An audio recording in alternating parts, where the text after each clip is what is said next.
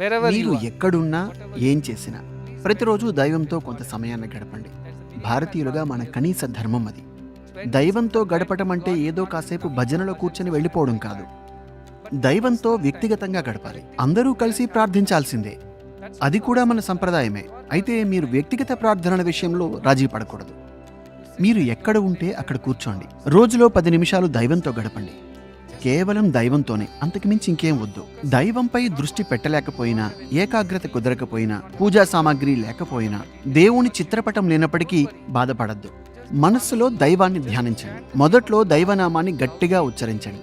ఫలితంగా దైవం వైపు మీ మనస్సు మళ్ళుతుంది. కాసేపటికి అది స్థిరపడిన తర్వాత మనస్సులో దైవాన్ని ఎలా నచ్చితే అలా పూజించండి.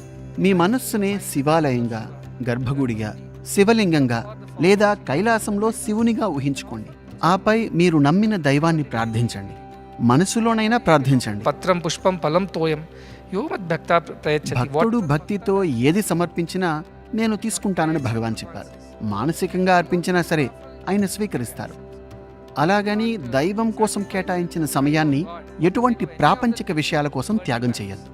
సేవ చేయడం కోసం కూడా వద్దు. చాలా మంది మానవ సేవే మాధవ సేవ అంటూ సేవ చేస్తున్నాం కనుక దైవం కోసం సమయం కేటాయించలేమంటారు. అసలు ఇంతకీ ఎవరి కోసం నువ్వు సేవ చేస్తున్నావు?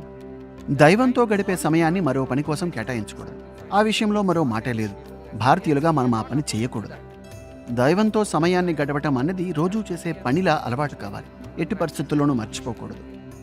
ఆచార సంప్రదాయాల గురించి ఎక్కువ ఆలోచించకండి. మంత్రాలు రాకపోయినా పర్వాలేదు. మీరు మనస్ఫూర్తిగా పాడినా చాలు, విఠలుణ్ణి ప్రేమించినా చాలు, ఆయన సంతృప్తి చెందుతాడు.